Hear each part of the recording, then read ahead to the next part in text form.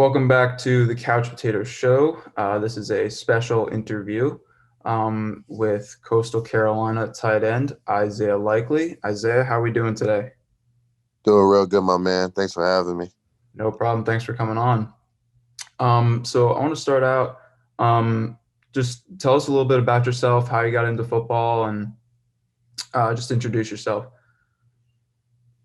Um, I'm from Massachusetts. At first, I was a football and basketball kid. Started playing both of them at a young age, around like 4. Came into high school, was not short at the time, but I was like 5'9", 5'10", all the way until sophomore year. So I was really a basketball first kid. And then junior year in high school, I just, exploded into football. Knew that was going to be my passion. And transferred to a different school, won my state championship game my senior year, went to Coastal, and just been grinding ever since. Hey Zay, how you doing, man?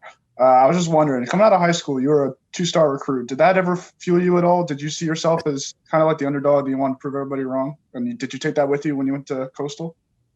Like I don't say like my 2-star really fueled me. It was really about where I came from. Like Massachusetts is really like overlooked on the whole like football aspect. So like, my school, like, and definitely we had a bunch of dogs in my school. Like we have players all around Power Five right now that like are showing out for their team. So, my school was definitely known. But like, when I got to college, them being like, "Oh, you're from Mass," like you don't know really like anything about football. It's just that was fuel more than just being a 2-star. What made you pick Coastal? I mean, coming from Massachusetts, we saw you had offers also from Boston College. So, what made you pick Coastal? Me picking Coastal really came down to my visit. Because with other colleges, it was more like they were on the whole, show me around, show me like what football would be like. But Coastal showed me like how they could like not only change my life as in football aspect, but like how they could change my family life and how they could make me more of a man, even if football doesn't work after college. So like that was a whole big aspect of me and my family's decision on where I wanted to go, and then the whole like brotherhood and family that they like showed that they was really about on my visit. That came in a real big aspect, and then just the guys that were there, guys that showed me a great time. That's awesome. Yeah. So, how long exactly did it take you to really like fully understand what in the hell a Chanticleer was? Because I mean, I still like don't know what Yeah, exactly. we had to Google it, man. We didn't know. I'm not even gonna lie to y'all. Technically, so I'm like 65, 70% sure what a Chanticleer is. Listen, man, if you want to know, I can tell you what the Google definition is. Yeah, go ahead, spit it out. I Like guess. it's like a very aggressive rooster. Yeah. I looked it up and I was like, what the hell is this? It's funny, bro. Because we were Nah. sitting here and we were like looking at it and we were like, and I asked Tyler, I was like, do you even know what this is? And I was like, he was like, no, I have no idea. I'm like, I definitely don't know. Yeah, nah, I definitely feel you on that. To this day, I'm like 65, 70. Were there any points during before the season that you even doubted that you guys would even play at all? Because COVID and all that stuff, and it was especially for the Sun Belt Conference, the smaller conference, is tough. So, were there any points that you said there might not even be a season? Like all of us still had like, because that's when like the Big Ten, Pac-12, all of them started canceling. Yeah, So exactly. like, So you're like, if the Big Ten cancels, like, yeah, what's going so to like happen? when some Power Five conferences were canceling, like all of us players in the locker room, we see it, but our coaches still trying to have us keep faith. But like our coaches said, like we run basically like we're gonna do the same thing the SEC does. So if the SEC plays, then we gonna play. So that's all like us players really worried about. Like we had seen conferences canceling, FCS schools. We have seen like Power Five schools, but we just was like, as long as SCS doesn't cancel, like we're good. We could still show them like. Yeah. Um, so you guys were projected to finish like not very well to start the year in the Sun Belt. Were you guys like aware of like the preseason projections, and was that like fuel for you guys? 100%. You know, all every poll they had us dead last. Like that's why you'll see us tweet all the time. Like, Yeah. you know, miracle story. You know, pick last in the conference against everybody, and come and shock the whole conference. So that definitely was fuel that. And then you know, like how you guys probably don't know, but we preached 24 because like 5 games of last year, 24 points could have decided us going to a bowl game or not. That's crazy, man. Yeah. What was it like when you guys were ranked for the first time? Was that kind of like a surreal feeling? Like you guys were like, oh crap, we can actually, make some noise. Was that crazy for you? 100%. I mean, being the first historical coastal team to be ranked, like, felt like a blessing. Like, you finally got to live like a childhood dream, being one of them teams ranked in college football, and like it definitely was a memorable moment. Never forget it. It's awesome, man. Also, you recently had 1,000 receiving yards in your career. Was that something you were eyeing as soon as you went to Coastal, or was that kind of like something else that just for you, like a bonus compared to everything else that you've done already? Yeah, you know, me coming into college, like I definitely have like goals in mind, but like definitely when I hit my 1,000 mark, it definitely was a great feeling. I definitely had it going into this season, not indirectly like coming into Coastal. So like that definitely was a great season. But like I just want to keep progressing and keep progressing. So I'm gonna dive into the season a little bit more. So week 10, you guys are supposed to play Liberty at home. College game day crews coming into town. And then they have to cancel, and you guys schedule a very quick turnaround BYU game. And I think you guys had only a couple of days to prepare for that. What was that like? Because there's not many times that a college football team only has like 4 days to prepare for an opponent. That was surreal. I mean, you know, that whole day, like beginning of the day, we were seeing that Liberty was having COVID issues. So like we were, you know, like watching, seeing what Twitter, like on Twitter, just seeing what they were going like what was going to say. So like when Liberty had said like they weren't playing, like we had just like there was like like rumors on Twitter like, oh, BYU's coming to Coastal, and like, all the players like we didn't get no information about this. So like, it was like late at Surprise to you night. guys too, right? Yeah, so like it was like 8, 9 o'clock. Like we're all just like sitting here talking, like, man, like what coach, what's the rumors? Like what's going on? And coach is like, it's not finalized, like nothing, I don't know what like Twitter's. And like soon enough, like everybody, and then like everybody start talking in the locker room, like, man, if we play BYU, it's like it's up. Like we still won a game. Like it don't matter who we play. So like nobody was really like football's football. It don't matter who you play. Like everybody on the team wanted to play a game that Saturday, no matter who was gonna come to Conway. Like we was ready for anybody to come. And that Saturday, you guys had the college game day crew, Reese Davis and the boys you came down to Conway. Was that like did that change like the game day experience at all for you guys, or were you guys just going about your schedule as normal? I'm not gonna say like it changed, but it definitely like opened a lot of people's eyes, because you gotta remember we're like this is still like people's dreams. So like obviously you're gonna take in the moment, you're gonna like have surreal feelings. Like it definitely was like eye opening. Like, yo, college game day is really like in front. Like this is what you seen as a kid. This is what you seen like Power 5 schools getting. Like you're actually living in the moment of it, whether it's Corona or not. Like that you could say that college game day was at your field in your vicinity. So like that definitely was a surreal moment, especially going up against a great BYU opponent. Like it was just everything was just like moving fast, but like you just never wanted it to stop. And then just playing BYU and beating them, it was just like the whole day just came together. Like it was just a surreal feeling. Yeah, that's awesome, man. I know when I was watching, like you guys supposed to play at Liberty, and we do picks on the show, and we were gonna pick that game. I know Tyler specifically was like really excited for that game, and then it got canceled, and we were like, oh, geez, what are we gonna pick? And then switched to BYU, and we were also super excited for that. So it always just like works out. It's awesome. Yeah, 100%. We were all just like amped that we got to play a game Saturday, because it's just like when we didn't play Troy that whole Saturday, it was just like, bro, like we did not like that. Like everybody was just like, man, you guys are like, you got to play someone. It doesn't matter who. Yeah. Yeah, I get that. Moving to your postseason stuff now. The Cure Bowl was a couple weeks ago, and that was the first bowl game for Coastal in their history. Was that just like a crazy experience for you guys? Like you had college game day and you had all that, but this is like a postseason now. So was that like a completely different feeling? It definitely was a different feeling. Like being the first Coastal team to go to a bowl game, like it definitely was a great feeling. It was a sour ending to the season, being 11-1, but like it definitely was a moment you want to take in, just being like the first actual team to do what Coastal's never done. Break us down the how you felt on the sideline in the final seconds of that fourth quarter in that game when I forget his name, the Liberty running back fumbled at the 2-yard line. What was that like on the sideline for the offense and the boys?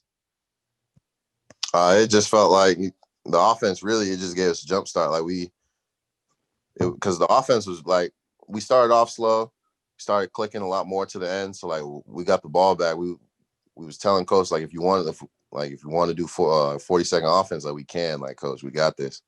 But he said, like, let's just win overtime. So like we all put our heads together, understood what was going into overtime, and just try to get the game. Yeah, man, that was a crazy end. I know I was watching the game, and like I picked you guys to win, so obviously I was really excited, and I was watching the game, and they fumbled the ball, and I was like, what is going on? This is insane. And it was just super fun to watch. It was crazy. But I know I speak for Tyler in this, but I think you guys were snubbed in the New Year's Six Bowl. Do you guys agree with that? And do you think you could have gotten one of those games? Being the only 11-0 team at the time, I felt like we should have had a New Year's Six Bowl, but you can't really go against the committee. I mean, a lot of people understood that we should have had a New Year's Six Bowl, but playing Liberty, that still was one of the most watched college bowl games. So it is what it is. Yeah. Do you feel as if the committee got it right? I mean, I'm down here in Tuscaloosa right now. I go to school at Alabama, and we just played Ohio State last night, who only played 7 games in the regular season and didn't really have a chance in the national championship. And I know you guys did play that a full 11-game schedule, and then there were teams like Cincinnati that maybe didn't play as many. Do you feel like the committee got it right, or do you feel like they could have improved a lot? I mean, like, at the end of the day, it comes down to like what the committee feels like the best 4 teams are going to play, go head to head at each year, each matchup.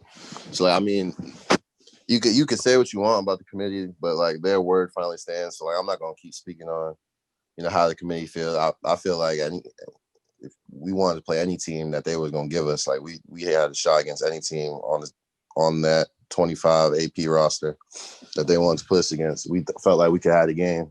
So so you guys had a freshman quarterback, Grayson McCall, this year, and I mean he went absolutely off for you guys this year. Where do you rank him in terms of the top quarterbacks in the country? And Grayson QB1. I mean, as a freshman doing what he does, he's just so comfortable being back there. He's a leader. He's a competitor. Like, Grayson is the quarterback you want to lead your offense. I put Grayson above any quarterback in this nation. That's awesome, man. He has to be like the leadership type in the locker room, great team. And is he like your guy in the locker room, or is there other people that lead? Like, are you a leader? Is he the leader? How's it go? Yeah, we there's definitely a lot of leaders in the locker room, but like being a quarterback, like when it's game time, when offense go out, he got to be the leader. Like, he runs the show. Like, offense, like, we go off his energy, and Grayson knows that. So that's why you'll never see Grayson get down on himself on the field. If he has a bad play, he'll just shake it off. Like, he's a playmaker. He's a big play waiting to happen. So he understands that, and he makes sure the offense knows that. Awesome, man. A lot of guys, when you interview football players or basketball players or any athlete, they say the game slows down a lot when you're in the middle of it. Have you ever experienced that? And what's that like for other people that don't really know? 100%. So I feel like the game slows down with the more experience you get. So like freshman year when I came in, like I had like game was going by fast, like true freshman playing. Like it was just a lot going on, being thrown into the fire. And then like my sophomore year, like it started slowing down a lot more, started getting a lot more touches, started like seeing the field a lot better, recognizing coverages, being able to block a lot more people. And this year it just slowed down tremendously, just being able to play football the way I play football, just being a baller, going and get the ball, just having fun really, and just doing what I do. We've seen the locker room go absolutely crazy this year.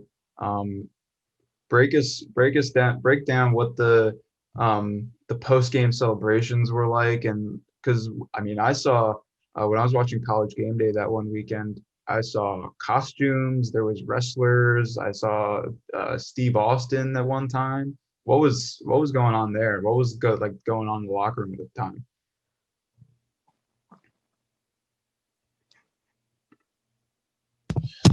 Really, you just saw you really saw Coastal Carolina football being Coastal Carolina football. Like you saw everybody's personality. Like it's never a dull moment in our locker room. Like everybody, like Coastal Carolina we have the most fun in college football, day in and day out. Like we treat practice like games. Like everybody's friend. Like all of us got each other's backs, man. So like, you know, going into tough games, getting tough wins, like whether it's a blowout or whether it's a nail biter, we celebrate the same way every time, with like no matter what. So that what you guys see on ESPN College Game Day, that's just us being us, day in and day out. Where did the whole mullet gig come from, and how'd that start? Oh, that started from the Phoenix, Teddy Gallagher. That's what we call him, the Phoenix. That boy, yeah. Teddy. His mullet might be the best I've ever seen. Yeah, my God. That's my God. Coach Chadwell won Coach of the Year this year, last Thursday, and I know that's a huge honor for coaches around college football around the country. What's he been like as a coach? Because all I've really seen from him was an interview he did on College Game Day. So what's he like, and how is he as a coach? Chadwell is a great coach. I mean, I've been with Chadwell for 3 years. He was freshman year. He's my offensive coordinator, so I've been around Chadwell since I came to Coastal, and he's a great guy. Like he has the best intentions for you. Great personality, great person to talk to. He's funny. Like he's everything you want a head coach to be. Like he knows when it's time to get serious, what's time. Like he's just a great coach altogether, all around. Awesome, man. I got one last question for you. What's next for Coastal Carolina football? You guys have all these accolades. You played on College Game Day. You have a bowl game. You were top 15 ranked. What's next for you guys? What do you see Coastal Carolina football being in the future? I see it as being undefeated. Well, we got a lot. We got a lot to work on to take a step up from last season, and to actually like stop the rumors of this co-champions and this 11-1. So we got 12 games next year. Yeah, about 12 games next year. So yeah, about that. I haven't looked, but probably around. So tune in to 12 new celebrations next year. There you go. Saturday. Well, we thank you for coming on again. I mean, Coastal Carolina football was easily the funnest team to watch in sports this year. I mean, it wasn't even close in my mind. And I'm down here celebrating national championship right now. First year I was in college football, and I was still super excited to watch you guys like every week. It was insane. That's just how special this team was to watch, and I can only imagine what it was like in the locker room at the time. We wish you the best of luck next season with the Chanticleers, and hopefully we'll see you be playing on Sundays in the future. Appreciate it, my man. Definitely. All right. Thanks, Isaiah. Anytime. Thank you.